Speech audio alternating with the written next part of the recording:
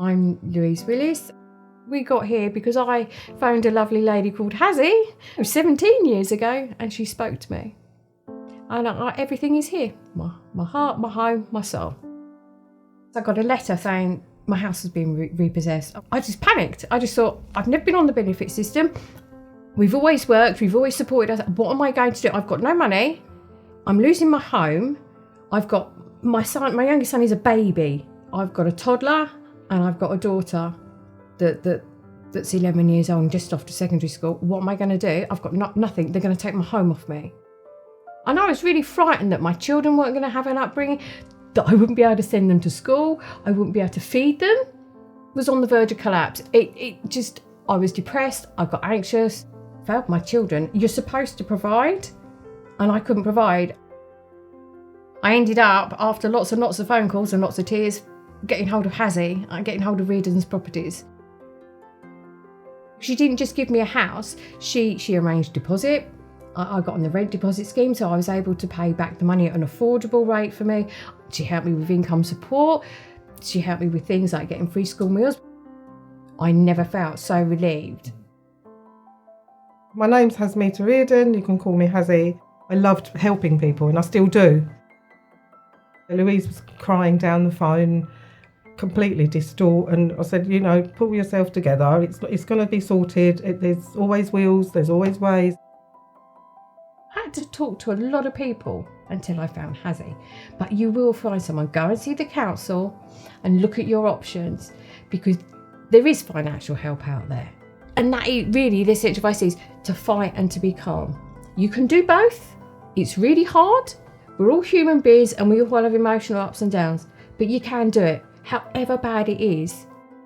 I've been in the tenant's shoes in a different way because I came over here when I was 11 as a refugee.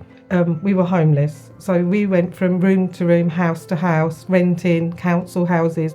If I hadn't had the experience I had as being homeless, I couldn't then relate to a tenant being in that situation. So when they say to me that they haven't got food or clothes, I believe them because I've been there myself. These tenants, they're under your care and you have to look after them because they're paying for a service at the end of the day, like every other business.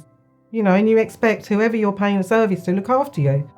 It's nice to give that to other tenants, and I get reward out of that personally because I've been able to give back to the country that gave me so much.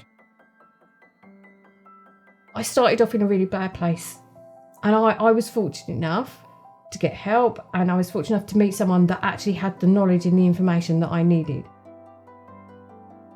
The last 12 years have been the making of this family because we had a firm base to start from. And I don't know if I hadn't met Hasy, to be truthful, because a lot of landlords want short-term lets. You're in for a year, you're in for 6 months. We would be moving and moving and moving. My family walks in here and this is our home. The NRLA is National Residential Landlords Association for campaigning and supporting landlords.